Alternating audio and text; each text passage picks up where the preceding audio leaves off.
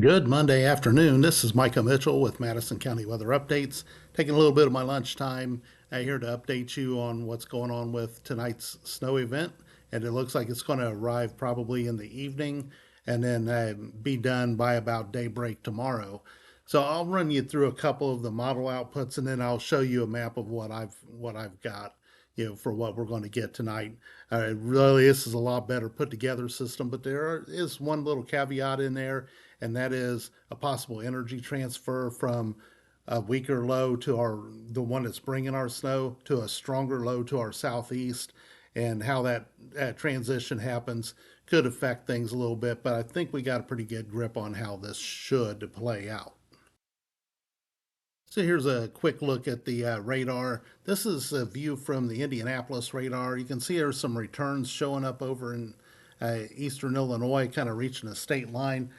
Not real sure if that's reaching the ground yet or not.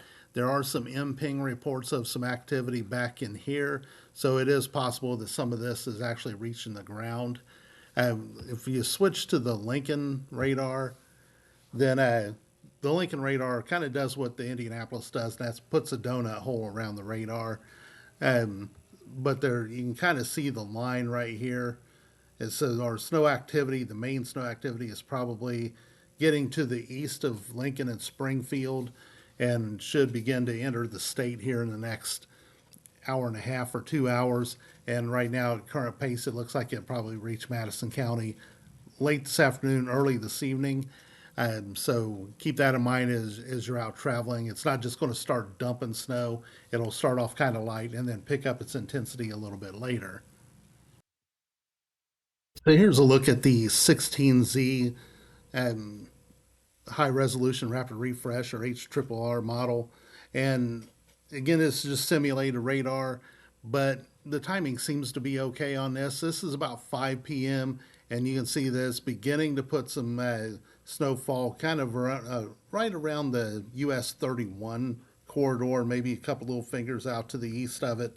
But the main precipitation shield is back here just to the west of Indianapolis, and again, the US 31 corridor.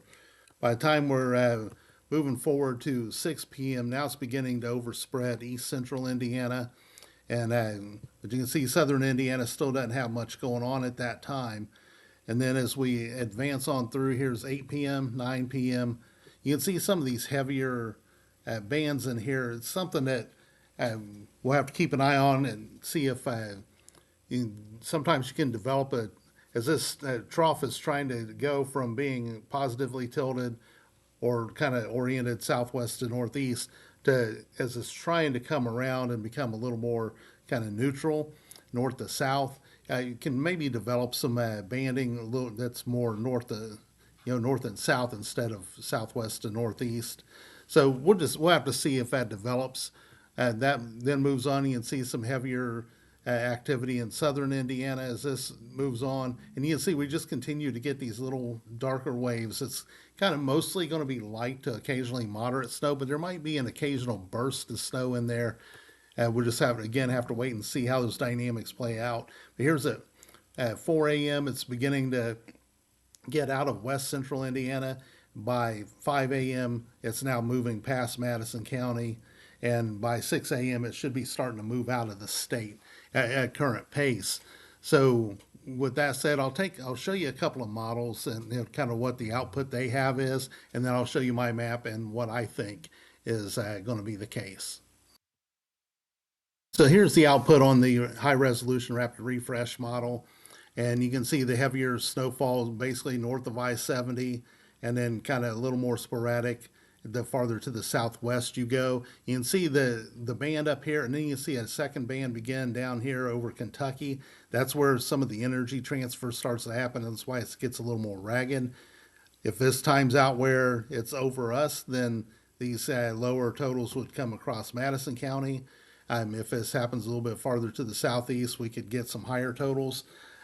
So either way you slice it, I think a 2 to 4 inch snowfall that's in the advisory is correct. I had 2 to 4 inches in my forecast last night. I continue to think that's correct. I think at low end, again, if we get caught in the transfer a little bit, it's probably only going to be a couple of inches. But if we don't get caught in that transfer, then it may be more like 3 or 4.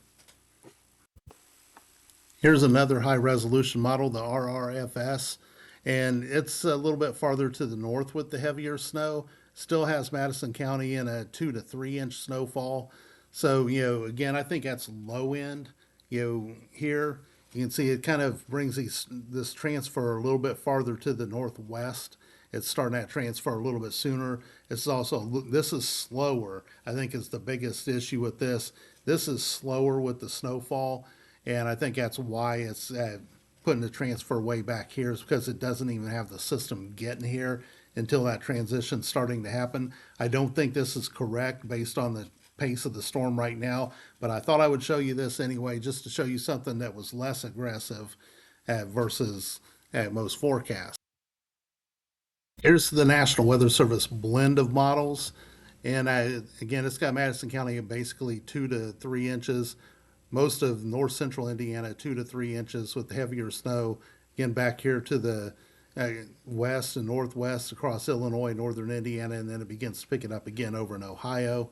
Less back here to the southwest. And then one last one, and here's just the National Weather Service NDFD model. And again, it's got pretty much all of central Indiana picking up about 3 inches of snow. So, there's there are small differences, but things are relatively in alignment. So, all things considered, you know, here's where I went with my forecast, and pretty similar. You've got this swath of 2 to 4 inches. That's the darker blue is 2 to 4 inches across most of central Indiana. Uh, I'm farther to the southeast with some of this than what some of the modeling is. Some of the modeling is back here some, but based on the way things are tracking right now, I really think this kind of diagonal across here is where the main core of 2 to 4 inch snow will be. 1 to 3 is in the lighter blues, and then the grays down here would be less than an inch.